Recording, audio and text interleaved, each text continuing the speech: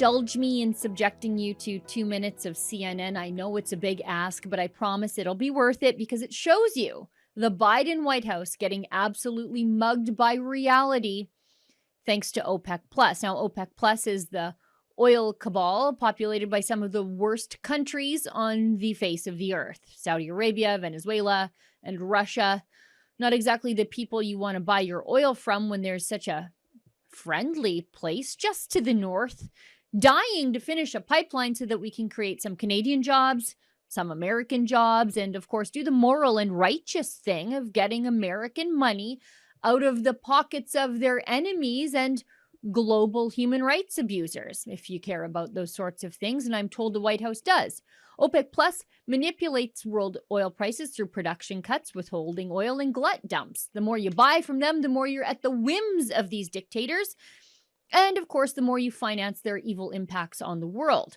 Now, right now, Americans are struggling so much with sky-high oil prices that Biden has been emptying the strategic reserve of oil to drive costs down. The strategic reserve is not there to drive prices of oil down at the pump to save a few Democrats in the looming midterm elections. It's an emergency reserve in case of war, natural disaster, or other catastrophes. It's not a campaign tool for a senile, exploited old man like Joe Biden. Today in Geneva, though, the ghouls of OPEC Plus announced a significant cut to output in an effort to raise oil prices. The proposed cut is about 2 million barrels per day, which of course will cause U.S. gasoline prices to jump at the pumps, with voters just 5 weeks away from those midterm elections when the Democrats are going to get slaughtered, which according to even the most liberal sources over at CNN is causing a very panicky reaction from the Democrats. Just watch this. In our money lead, election day just 5 weeks away, the Biden administration working overtime to keep gas prices from skyrocketing with a new plan to try to stop Saudi Arabia and other Middle Eastern countries from cutting oil production. CNN's Alex Marquardt and Matt Egan join us. Alex, you're reporting that White House officials are, quote, taking the gloves off. Oh, that's my least favorite metaphor from White Houses. But anyway, according to one U.S. official, to stop this from happening. So tell us what you're hearing, what they're planning. Well, that same U.S. official said that the White House, in fact, is panicking, that this is something that they desperately do not want to happen. Cutting oil production means higher oil prices, means higher gas prices. That, of course, is something that the Biden administration does not want to happen right now. So tomorrow, there's this meeting of the oil-producing countries, this cartel known as OPEC. Is ostensibly led by Saudi Arabia. Russia is also a member. The United States is not a member. And what we have learned, myself and our colleagues Natasha Bertrand and Phil Mattingly, is that there is this furious, last-ditch, wide-scale effort to lobby the OPEC plus oil-producing countries to not cut oil production, that senior members of the Biden administration are reaching out to members of the cartel, including Saudi Arabia, Kuwait, and the United Arab Emirates. The cartel could cut as much as 1 million barrels a day in production.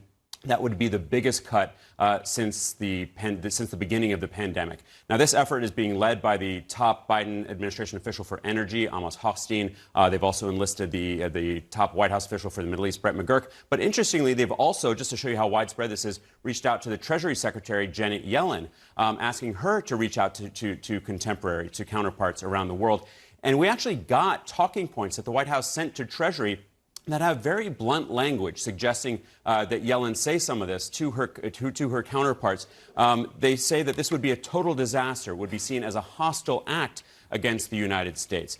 This is very blunt language. The White House says that these were draft talking points and not used, but it does give insight into how nervous they are, Jake. A hostile act, interesting phrase. If OPEC simply cuts production but still sells the oil to you and doesn't cut off your access to the oil, that's a hostile act?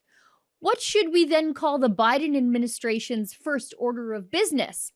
Cutting off access to Canadian oil by terminating the permits for the Keystone XL pipeline, a pipeline that was almost fully completed, and if completed, will bring Alberta oil from Hardisty, Alberta, across the border to refineries and consumers in the United States. Should Canada consider that a hostile act? Should Alberta?